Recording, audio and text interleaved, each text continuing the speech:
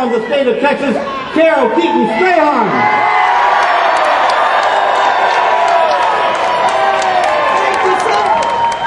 Thank you so much, Judge. I tell you what, it is great to be an American. It's great to be a Texan. It's great to be the first woman comptroller. But it doesn't get better than being here with the men and women who are speaking up and speaking out, saying no to the largest land grab in Texas history. And what a difference the Citizens Against Trans-Texas Corridor are making here today.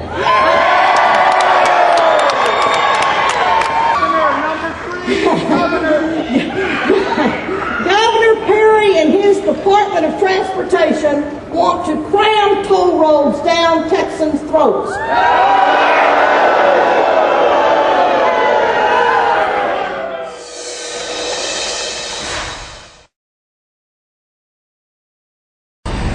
This is truck traffic at the border crossing in Laredo, Texas. More than $3 billion worth of imports pass through this crossing alone every month, all headed north. Since the implementation of the North American Free Trade Agreement, the flow of imports from Mexico to the United States has exploded by more than 400% at just the Laredo crossing, as American manufacturers have rushed to take advantage of Mexico's cheap labor. Ford Motor Company has made a decision to invest $9 billion in Mexico. And what this highway provides is a way for them to bring goods into the United States to be sold here with none of the jobs being located here. The highway she's referring to is actually several different projects collectively known as the NAFTA Superhighway. The routes are a combination of existing roads, planned expansion of others, new roads, and rail lines. The project's funded with a mix of private, state, and federal funds.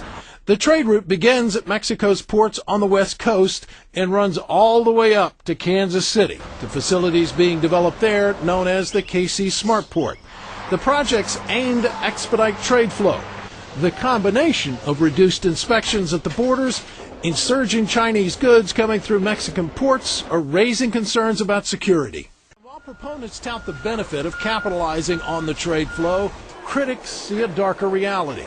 This country is the world's import sponge. That's our main role in the world economy nowadays.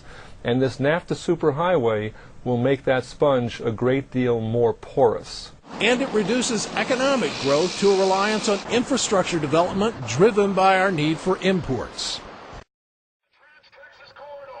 Not a sight you see every day. Farm tractors rolling down the streets of Austin to the Texas Capitol. A diverse coalition marched opposing the Trans-Texas Corridor. They're selling out our infrastructure, and it's really about a part of the NAFTA superhighway, creating Mexico, the United States, and Canada. It's the first piece. The proposed Trans-Texas Corridor would be a patchwork of superhighways and railroads, stretching 4,000 miles from the border of Mexico, cutting through Texas to Oklahoma. We'll lose control of public infrastructure. We will continue a trend of losing transparency and accountability in government. I think it will set a tone that we'll all come to regret. The Texas Transportation Department says the corridor will improve mobility and safety, create jobs for Texans, and inject billions of dollars into the state's economy.